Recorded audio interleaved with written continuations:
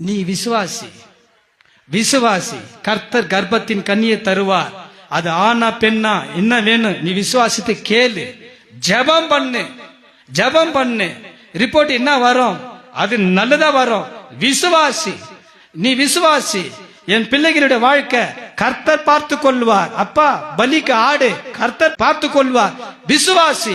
நம்ம நம்பலாம், நம்பினே இருக்கலாம். என்னென்ன நடக்கட்டும். தோல் அழுகி போதா, பிரச்சனை மேல பிரச்சனை வருதா, அவிசுவாசத்திற்கான நிறைய சாதிக்குறி வருதா, பல தடை வருதா, பல ஏளன பேச்சு வருதா, பல பேர் பரியாசம் பண்றாங்களா, சொல்றவங்க சொல்லினே இருக்கட்டும், சொல்றவங்க சொல்லினே இருக்கட்டும். கப்பல் பேழைய கட்டினாரு நோவா, அவர் என்ன சும்மா விட்டாங்க? பைத்தியக்கார என்ன கட்டுறான், என்ன ரீப்பர் கேட்கறான், பலகை கேட்கறான், என்னென்னவோ பண்றான். ஏன்னா கப்பல் பார்த்ததே இல்லை, பேழைய பார்த்ததே இல்லை. மழை வரும், மழைன்னா தெரியாது, மழைன்னா தெரியாது, கண்ணில் பார்த்தது இல்லை, கேள்விப்பட்டது இல்லை. அதுதான் அவங்க முதல் முறையா ஒரு வார்த்தை கேள்விப்படுறாங்க. மழை ஏதோ ஒண்ணு வருதா, அப்போ எல்லாமே அழிஞ்சு போறோமா. பிரசங்கம் பண்றாரு, எவ்வளோ நாள் பிரசங்கம் பண்றாரு. தேவன் சத்தியம் உள்ளவர், ஒண்ணுமே தெரியாது, எவ்வளவு கேலி. ஆனா அவர் கர்த்தர் சொன்னபடி விசுவாசத்தோடு எல்லாம் செஞ்சாரு. அந்த குடும்பமே காப்பாற்றப்பட்டுச்சு. நீ விசுவாசத்துல உறுதியா இரு, தடுமாறாத.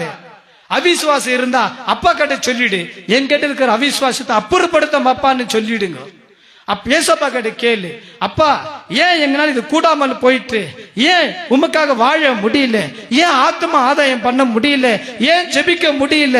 ஏசப்பா கிட்ட விசாரி, கேளு, ஏசப்பா கிட்ட கேள்வி கேளு, அவர் பதிலை தருவார். அப்போது உனக்கு ஜெயம் வரும், உனக்கு பதில் கிடைக்கும், உனக்கு வாசல் திறக்கப்படும். அப்ப இயேசுநாதர் சொல்ற, உன் அவிசுவாசத்தினால தான் சில பிசாசு ஓட்டுறதுக்கெல்லாம் கஷ்டம்தான். அதுக்கு நீ என்ன செய்யணும், உபவாசிக்கணும், உபவாசத்துல தரித்திருக்கணும், ஜெபிக்கணும். சில மந்திரங்களை மேற்கொள்ள முடியலையா, சில பிசாசுகளை ஜெயிக்க முடியலையா, அவ்வப்போது போராட்டம், தூக்கம் டிஸ்டர்பன்ஸ் இருக்கு, கெட்ட கனவு வருது, பல பிரச்சனைகள் வருதுன்னா நீ உபவாசத்திலும் ஜெபத்திலும் தரித்திருக்கணும். அப்போது இவ்வகையான ஜாதி பிசாசு முற்றிலுமா சங்கரிக்கப்படும், அழிக்கப்படுவான். நம்ம கிட்ட உறுதியான விசுவாசம், உறுதியான விசுவாசம், உறுதியான ஜெப வாழ்வு, உபவாசம், இவைகள் இருந்தா எல்லாவற்றையும் ஜெயிச்சிடலாம்.